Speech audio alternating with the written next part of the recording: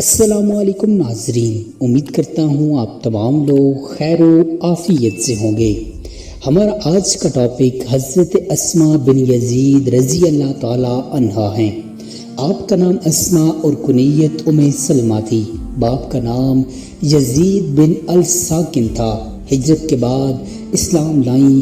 ایک روز حضرت صلی اللہ علیہ وآلہ وسلم صحابہ اکرام رضی اللہ تعالیٰ عنہ کی جماعت کے ساتھ تشریف فرما تھے کہ حضرت اسماء رضی اللہ تعالیٰ عنہ چند دوسری عورتوں کے ساتھ بیعت کی غرض سے تشریف لائیں اور انتہائی ادب و احترام کے ساتھ حضرت صلی اللہ علیہ وآلہ وسلم کی خدمت میں عرض کیا، یا رسول اللہ صلی اللہ علیہ وآلہ وسلم، میں مسلمان عورتوں کی طرف سے ایک پیغام لے کر حاضر ہوئی ہوں۔ حضرت صلی اللہ علیہ وآلہ وسلم کا اذن پا کر حضرت اسماء رضی اللہ تعالیٰ عنہا نے کہا کہ اللہ تعالیٰ نے آپ کو عورتوں اور مردوں کو صراط مستقیم پر چلانے کے لیے مابعوث کیا ہے۔ ہم آپ کے احکام پر دل و جان سے عمل کرتی ہیں اور ہم سب آپ پر سچے دل سے ایمان لائی ہیں، لیکن ہماری کیفیت مردوں سے بالکل مختلف ہے۔ ہم عورتیں پردہ کرتی ہیں، اس لیے ہمارے لیے نماز با جماعت اور نماز جمعہ میں شریک ہونا مشکل ہوتا ہے۔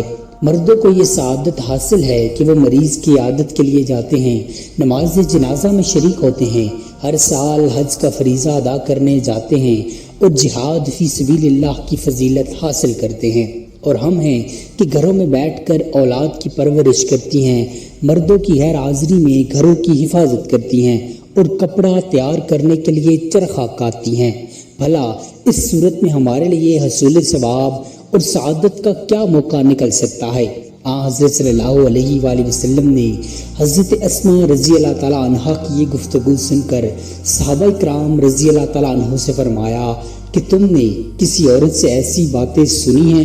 سب نے جواب دیا کہ نہیں۔ آج اسماء رضی اللہ تعالیٰ عنہا سے سننے کا اتفاق ہوا ہے۔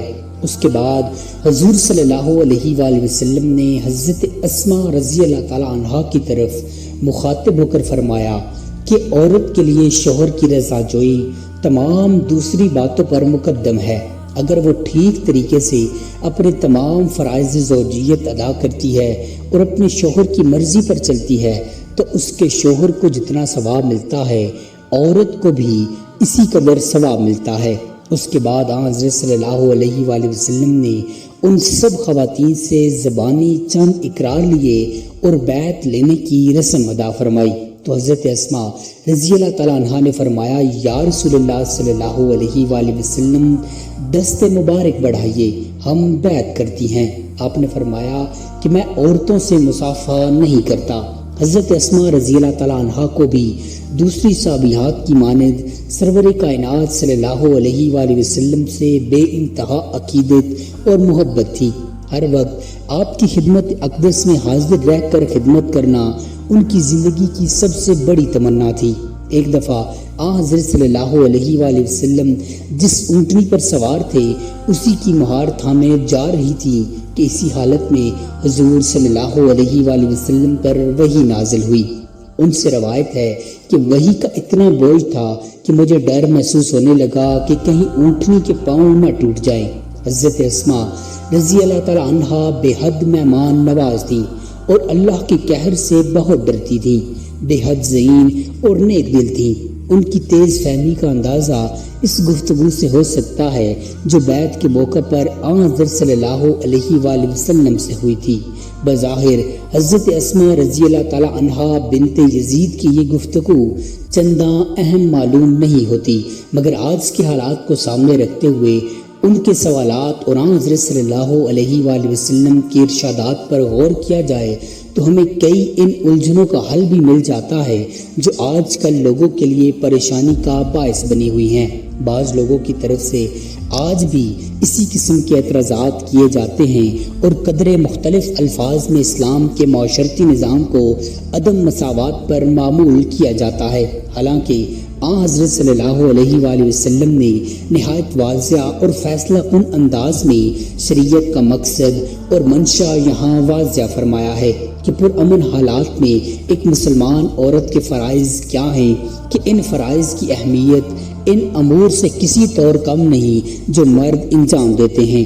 جہاں تک عورت کے معاشرتی فرائض کا تعلق ہے وہ اپنی جگہ پر اتنی ہی اہمیت رکھتے ہیں اور اجر و ثواب کے معاملے میں عورت مساوی طور پر اس میں شریک ہے۔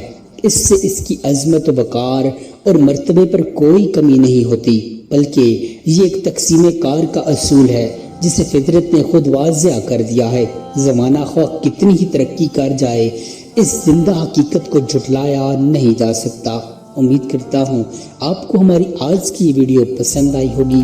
مزید ایسی انفارمیٹو ویڈیوز دیکھنے کے لیے چینل کو سبسکرائب کر لیجئے۔ جزاک اللہ خیرہ۔